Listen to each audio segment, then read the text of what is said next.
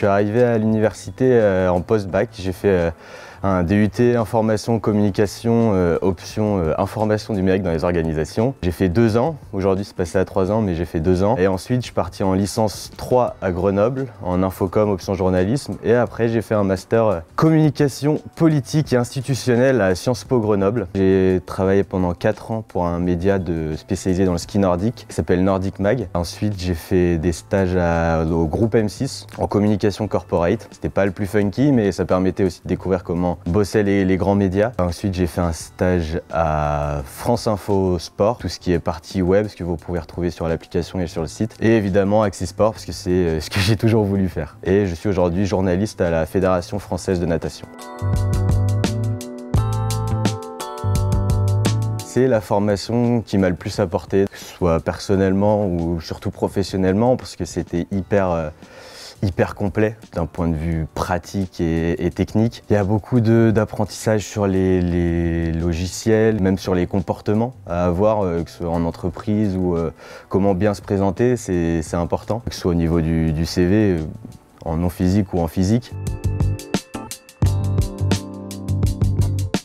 Quand j'avais 8-10 ans, j'avais la chance d'avoir CanalSat à l'époque avec mes parents et du coup je pouvais regarder du sport tout le temps, je regardais du ski alpin, je regardais du ski de fond, de tout, je regardais tous les Jeux Olympiques tout le temps et ce qui m'a plu, c'est je veux rencontrer ces gens-là, je veux les voir, je veux leur parler, je veux les comprendre, je veux voir tout ce qui se passe derrière pour arriver à ce niveau-là et ce qui m'anime, c'est aussi d'avoir les premières réactions, d'être le premier en fait après la compète, avant même son coach, d'être le premier à avoir ses mots, ses premières impressions, ses déceptions parfois, et essayer de les comprendre avec lui. Et c'est une immense chance d'être le premier interlocuteur après une compète d'un athlète. Alors un de mes meilleurs souvenirs, c'était le challenge de la veille. Au niveau national, un jour où tous les infocoms de France se réunissent pour répondre à cet appel de projet national. Et donc on avait une équipe qui nous représentait. Nous n'étions que des simples supporters ce jour-là. Et donc qui dit supporter dit que, eh bien, avec notre groupe d'amis, on a mis les petits plats dans les grands, on avait ramené le mégaphone du BDE, on s'était habillé de manière spéciale, on avait préparé une grande banderole pour représenter l'université du Havre. Et au moment où vient le groupe de notre université de passer, on avait écrit un petit chant, un chant de supporters qu'on avait envoyé à tout le monde. Et au moment où ils sont rentrés sur la scène, tous les supporters ne faisaient qu'un, tout le monde avait le chant en tête. J'ai pris le mégaphone.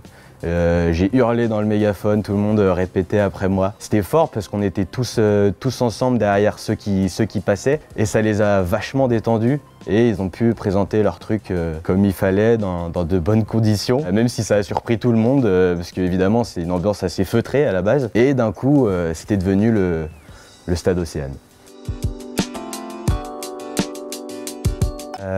Les ambitions elles sont toujours élevées, hein.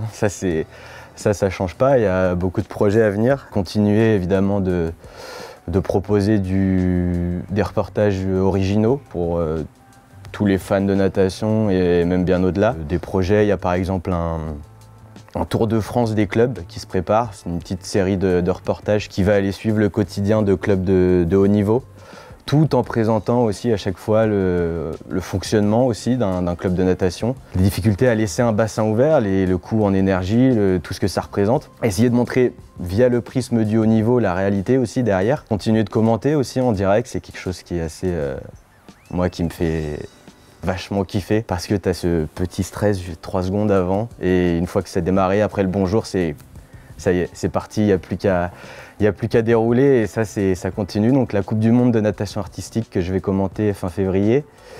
Et ensuite, les championnats du monde cet été à Singapour où bien on pourra suivre les exploits de nos champions français, dont un qui a un peu fait parler de lui, il me semble l'été dernier, qui s'appelle Léon Marchand.